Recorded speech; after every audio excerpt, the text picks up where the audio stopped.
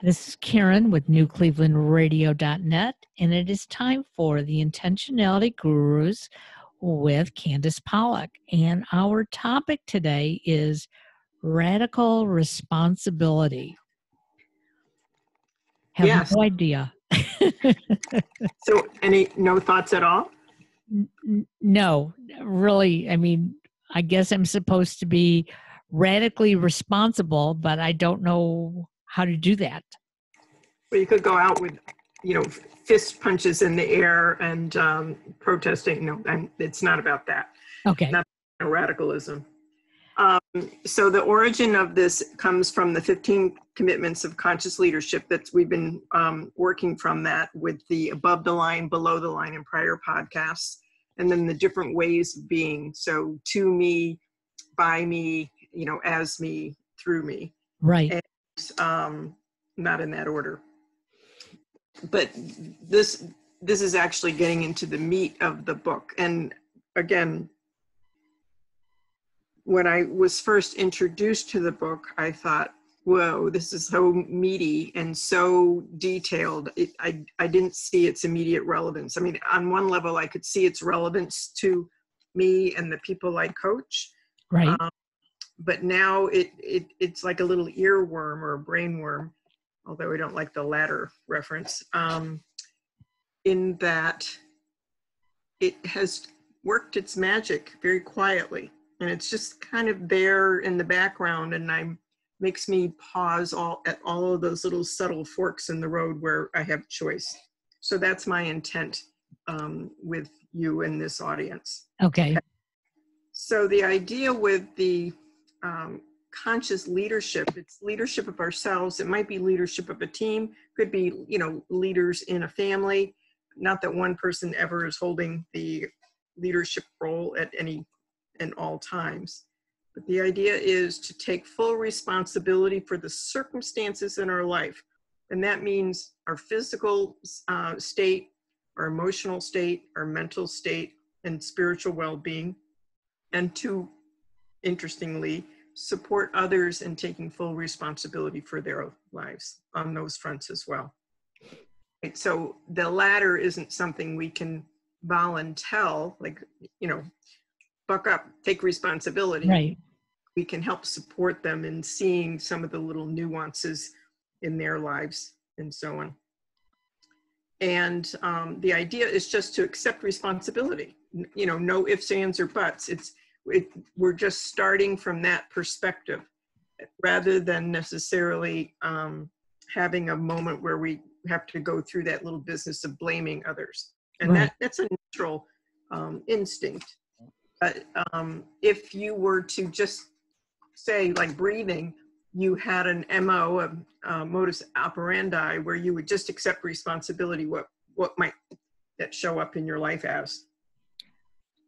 Oh, I can think of so many things. I mean, sometimes it's when something goes wrong in the house, it's so easy to turn around and say to somebody else who you're living with, why did you move that? Why did you do that? Even though you know that either you did it or you didn't identify that something shouldn't have been changed. Is that where we're coming from? I mean, that's how I see it. Mm-hmm. So how would you support somebody else in that same scenario where they may be blaming or whatever? So if they're trying to, let's say, put the blame on me, the best way that I could turn it around without creating a lot of commotion is basically to say, well, show me how, you wanted it done, or show me a different way. So yes, I'm taking the blame, but I'm sort of admitting that that I'm not responsible because I don't know. And would that be taking the blame? it could be perceived as taking the blame. But I'm really not. Well, I guess I am. I'm just sort of taking the blame and saying, hey, I don't know how to do it. So therefore I must have done it wrong. Is that the only conclusion? Well, the other conclusion is I don't know how to do it because it's never been explained to me. Or it could be I don't know how to do it because it's not my job. Love using that quote. It's not my job. Above your pay grade or below your pay grade, or you've got to do these things, right? So all of those things, you know, another person may choose to blame or attempt to blame consciously or unconsciously. It tends to be a cultural phenomenon, at least in the US. I don't know about in other countries, but you know, the headlines are constantly full, and I'm not being political about this, but full of stories about blaming this happened. And it gets back to the original equation when we first started doing these podcasts, that there's an event or a circumstance that occurs, and then there's our thoughts about that event. Right. That drives our feelings and emotions, that drives our behaviors and actions. And so without the thought of either placing blame or accepting blame or self-blaming, because that's a form of blame, we can go in with the mindset that I'll accept this, I'll take responsibility for this. And if that were the case, what would be open to you in your life? Well, then you're not really saying anyone or you are wrong about it. Okay. I'm going to accept the situation and learn from it. And, you know, possibly, you know, teach people around me about it. I mean, this sort of reminds me of the last corporate job I had, and not everything was my responsibility, but I saw it as my responsibility because other people weren't doing their jobs. And so I just like jumped in and did it. And instead of, you know, outwardly blaming them for not doing their job, I would just sort of accept the fact that, well, somebody's got to do it, so why not me? And I imagine there are instances where you doing it all is not necessarily appropriate either. Oh, not appropriate, not healthy. And in some ways, it's very degrading because internally, I was getting angry. You know, I know this got to get done, and if it doesn't get done, you know, somebody's going to come down on us for it not getting done. So hey, just go ahead and do it. And at the end of the day, you know, it was like I didn't get any thanks for it. And if I didn't do it correctly, of course, who got the blame but me? And the other issue is, and then the authors talk about it in the book, is that the underlying issue that actually needs to be addressed doesn't get addressed because we're either blaming, or the alternative in their writing is to be afraid of conflict, to be avoiding it, stepping around it, and then the underlying issue never getting resolved. So it just sets up a cycle that is beneficial. And in my grief recovery method training, there's a phrase that it's actually an acronym, STERBS, STERBS. And it stands for short-term energy relieving behaviors. Okay, so be binge watching television, overeating, could be exercise, it could be rumination, but there are ways to more or less help us shed the anxiety that's produced when something goes awry. And, you know, being responsible might be, you know, a good thing, like becoming I remember a young man that I used to row with helped save somebody. There was a plane crash in the woods up in Maine where he was at the time, and he helped pull some people out of a burning plane and won a big award. So that's a form of leadership and taking responsibility. So it isn't, I mean, tragic. I mean, they lived, but, you know, tragic circumstance in many ways. But it isn't just the blaming part. So the idea is that, getting back to those ways of being, this is basically the two forms, the to me and by me, meaning that we're looking to blame, we're feeling that we're at fault, and not able to put some boundaries around that. And when we are the leader in an organization who wants to avoid conflict, then we're going to tippy-toe around it, sometimes placate people and not achieve the objectives of the organization, or if it's just ourselves, you know, in our own little household, the things that we need.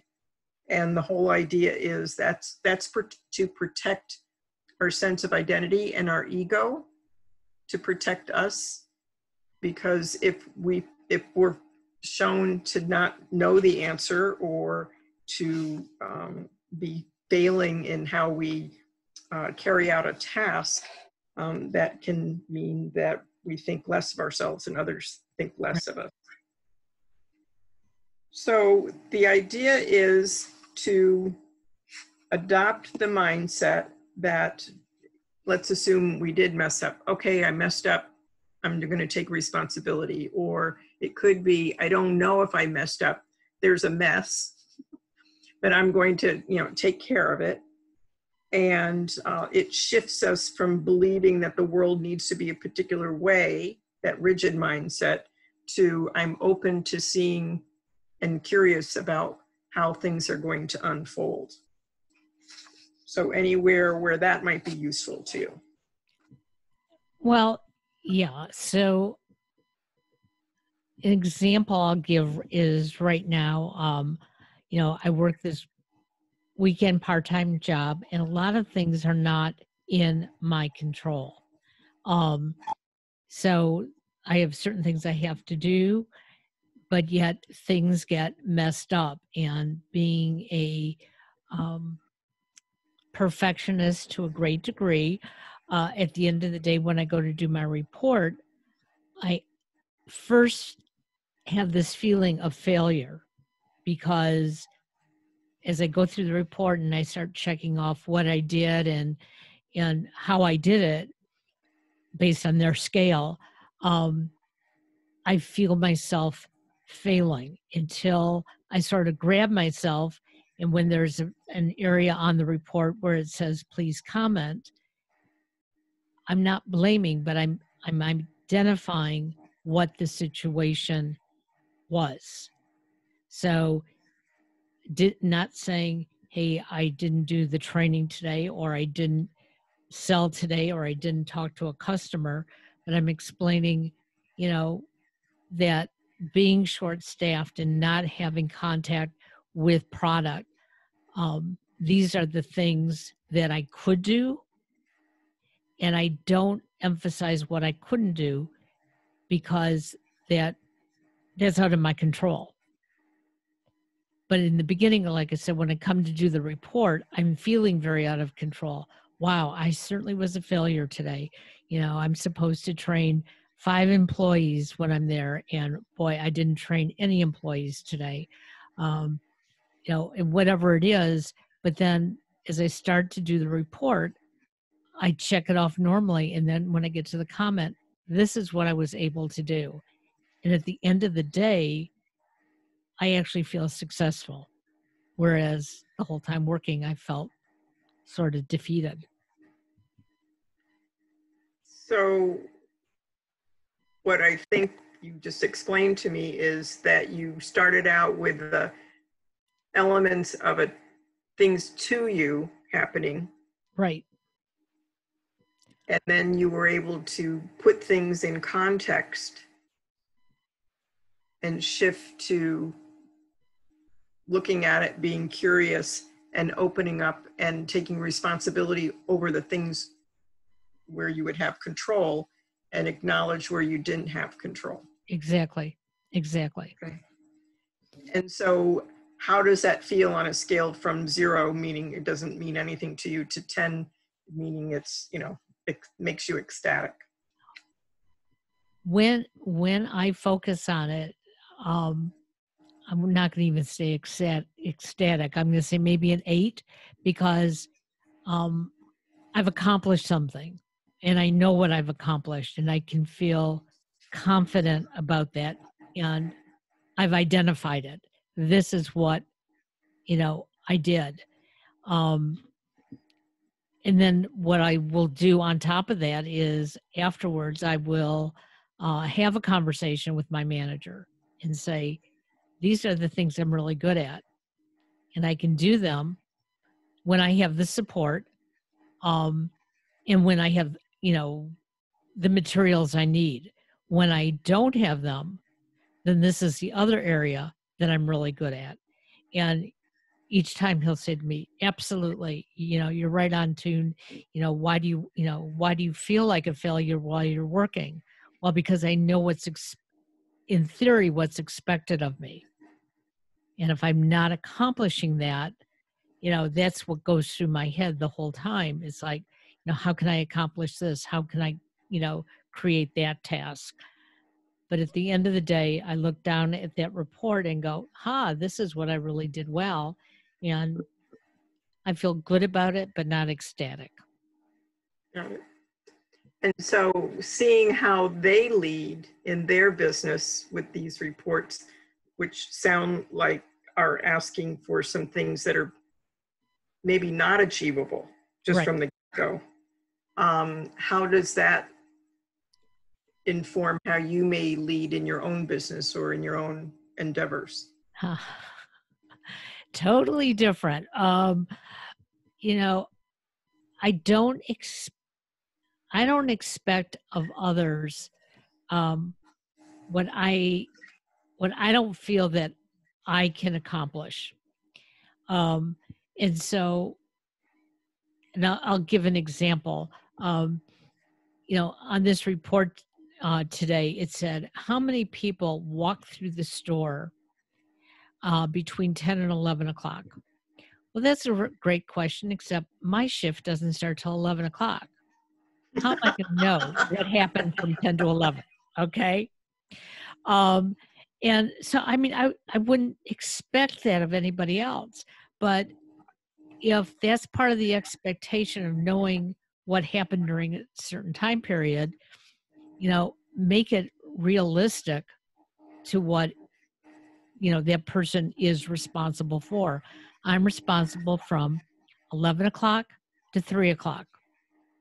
And don't ask me about from 10 to 11. Oh, and then the next question was, and what was what time did you leave the store? And that's 3 o'clock. But the 3 o'clock is not an option. 5 o'clock was my option. And so I just like things to be real. Okay. If I'm there selling computers, don't ask me, how many telephones I've sold, because I don't sell telephones. Let's keep apples where apples go and oranges where oranges go. It does beg the question about what all that data provides to them. What insights does it provide? Yeah. Well, so my husband and son and I, we all work for the same company, and they really are a very generous group of people. Okay. And so when you say to them, this is really an awkward question, and how am I supposed to know the information? They go, oh, don't worry about it. Just guess. Well, the question you just asked me, what do they do with this information if all we're doing is guessing? I mean, it's like, it's, Just pre-print the answers and leave it at that. yeah, The exactly. company. Yeah. So I'm more of the person in my own business, I'm going to be realist. I like to be realistic. Um, you know, I don't care how many people are supposed to be listening to this podcast. I want to know how many people listen to the podcast. Well, I think Totally you and I are on the same page in terms of, otherwise it's just an exercise of busyness. I mean, yes, what value does it add to the company if you're exactly. working with real numbers, Right. as close as you can get to real numbers? Well, I always say that, and as I've gotten older and there are too many words out there, I keep saying too many words, that there's information and then there's what communicates, and more information doesn't necessarily communicate. Right. So, a survey or a report or review like that would be a perfect example of, to what end, what is it designed to accomplish, Exactly. especially driving corporate decisions and so on. So I'm just curious now, because the other part of the radical responsibility is supporting others in taking responsibility.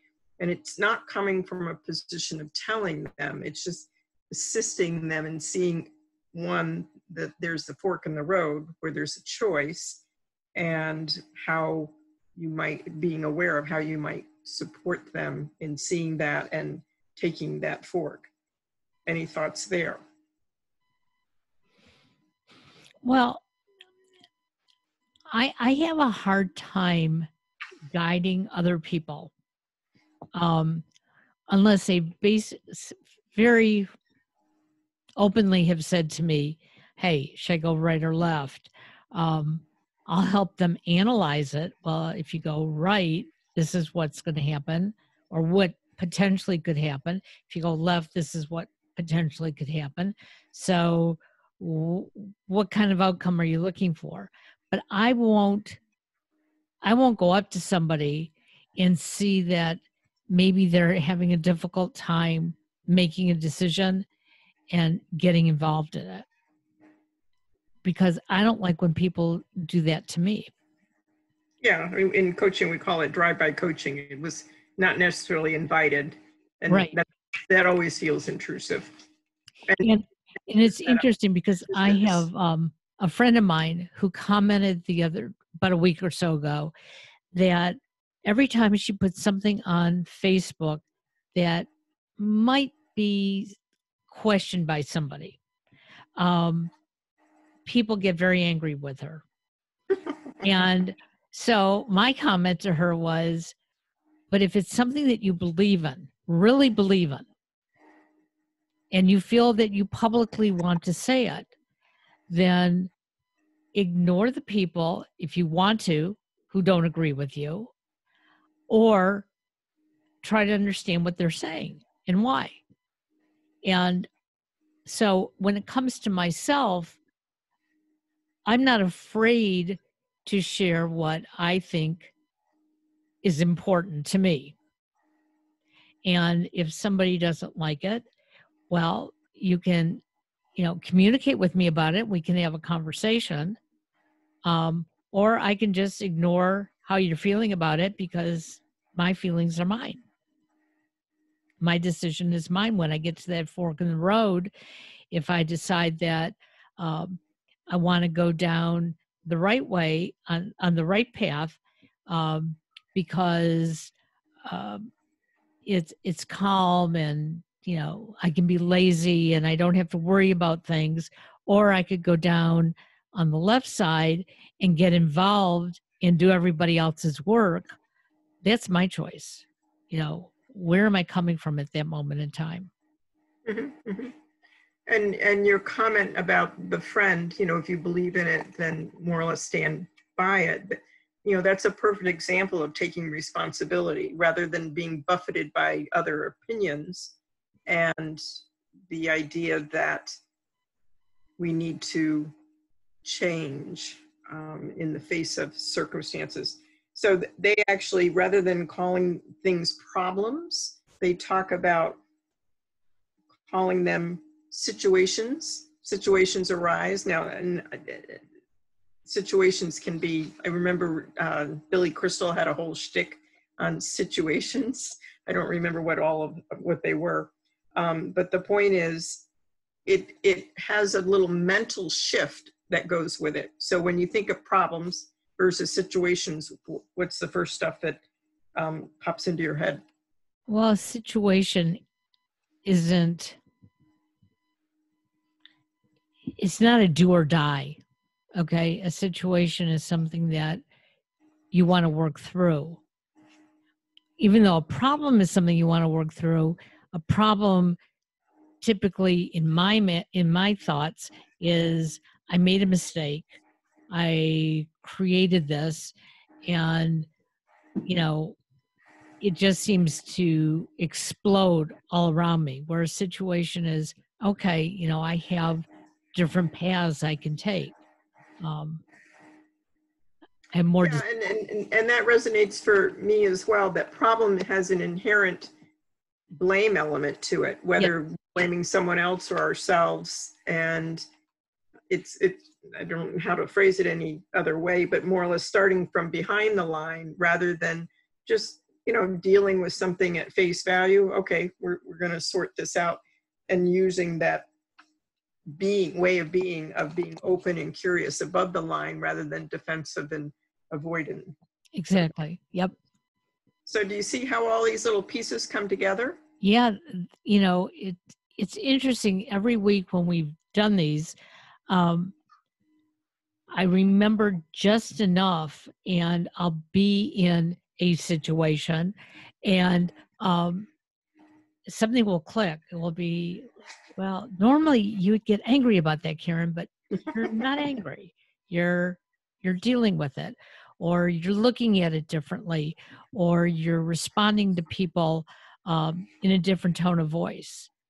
And I sometimes don't even realize it at the time. I just know that something is different.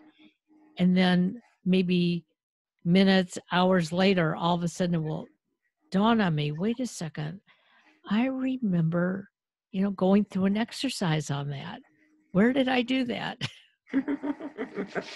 Well, and for me, I've had almost exactly the same experience with it. And there's just less, what's the word I want to say, less struggle associated with things. And it's not like I'm consciously aware the whole time. I mean, sometimes I get into my little blamey thing, and then I'll just say, I'm taking full responsibility, or am I being above the line or below the line? Just, whatever the question may be.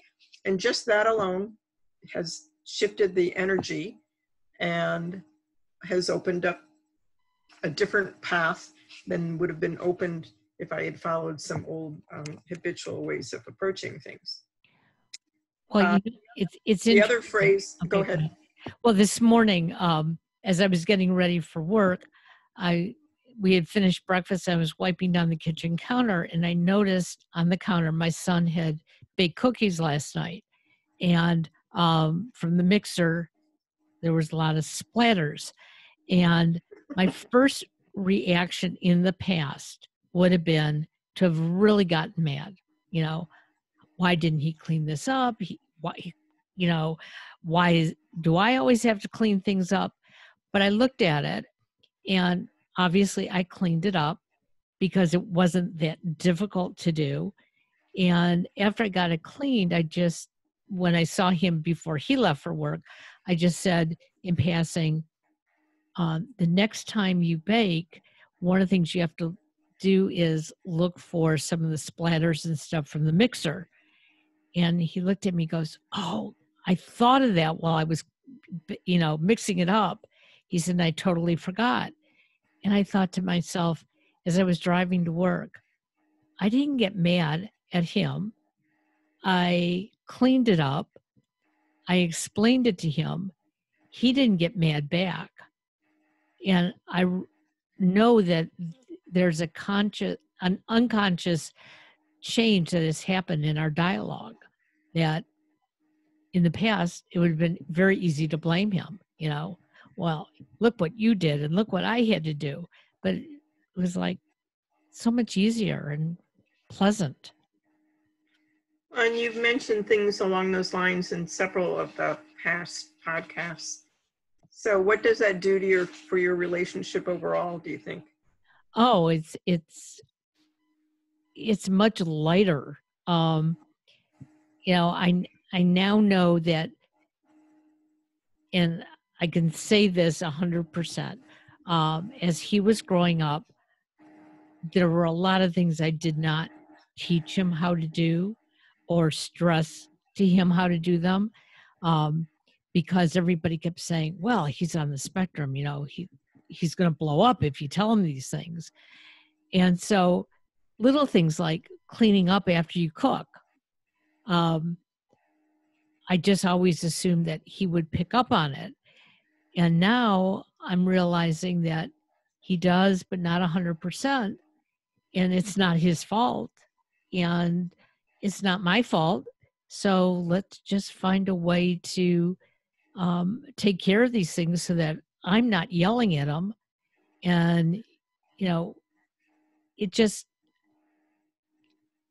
I feel like I've matured. That's the best way I can put it. Yep. Well, and it sounds like you have helped him also be open to that, because what I heard in what you said, his response is like, oh, I thought about it at the time, that, he is a thoughtful young man. Yep. And there's no bad intent here. And, in the whole scheme of things, it's not, the end of the world. Right. Exactly. And it eliminates all that baggage that we carry around in our relationships, things that can fester and become sources of resentment. Exactly. So it's cool to be able to relate on a deeper emotional level. And, one of the things I want to say to the listeners, it's never too late to make the changes. I've heard people say, oh, I'll never change. And it's like, it's hard to just like decide today, okay, well, tomorrow I'm never going to yell at somebody, and I don't like using the word never because it's going to happen. And we've talked about, me slipping into certain areas in the past where it's like, oh, God, I should have known better. Okay, well, I'll do it better the next time. But we can change, but we have to want to make the changes. And the changes have to, the change has to make us feel good about the differences that we're making. Yeah, so in all of conversations you and I have had, have we had any really upsetting conversations or where emotions were traumatic? Absolutely not. And, from my perspective, it's like being, right foot dominant, that if we were just to take off and try and circumvent the world, if we, have a slightly longer stride on our right side than say with our left leg, that might take us off course. We might not, walk the equator circumference exactly the way it would be. Might end up in Malaysia or something like that. But so it's just little incremental paying attention, fork in the road, fork in the road, fork in the road. Yep. And it, I will hazard a guess here, put words in your mouth, but it's been kind of fun, hasn't it? To me, it's a lot of fun. And I share it with people all the time. It's like, there once was a time I would have gone that way. And boy, you would not have liked me. And I realized that I didn't like myself, but, I was, and I've said this before, I was, for a very long time, most of my life, I've always been trying to please everyone else. And it's not that I don't want to please other people, but if I'm not happy, I'm not pleasing other people. And I'm making myself miserable. And so it's just, taking, a little bit of thought every once in a while and saying, okay, how can I feel better about things? And, I'm sure there will be a day that I will go down to the kitchen and see a mess and I will yell at my son. And you know what? That just will happen. And you'll take full responsibility for that. So some of the questions when these situations arise, we can ask ourselves is, we tend to ask if we're in the blaming mindset, who did it, why did they do it, et cetera, which doesn't get us anywhere. But from the radical responsibility perspective, above the line, and basically, by me and through me, ways of being, we can ask things like, am I willing to take full responsibility for the situation? What do I really want? That's such a powerful question all by itself in lots of different settings. If there were no obstacles, what would I be doing with my creative energy? Am I willing to learn whatever it is I need to learn about this situation? That's the curiosity. That's the motherlode of curiosity questions and so on. And I like this one as well. Where and when do I feel most alive? Wow. We were describing before, prior to a lot of our conversations, not that this is the only source of your getting a different perspective, but when we're spending a lot of time and emotional investment in protecting ourselves, to either ourselves or to others, protecting ourselves from blame and shame, it's exhausting and it feels really yucky. And if we can just bypass that entirely, kind of like a marginal, we don't have to be on the highway, we're going to bypass some of the exits and so on, and just do whatever it is we were at the express lane, then we can bypass all of that and then just get to a better place for everybody. So what would your number one takeaway be from today for yourself? Well, I think the number one takeaway really is to keep breathing evenly, and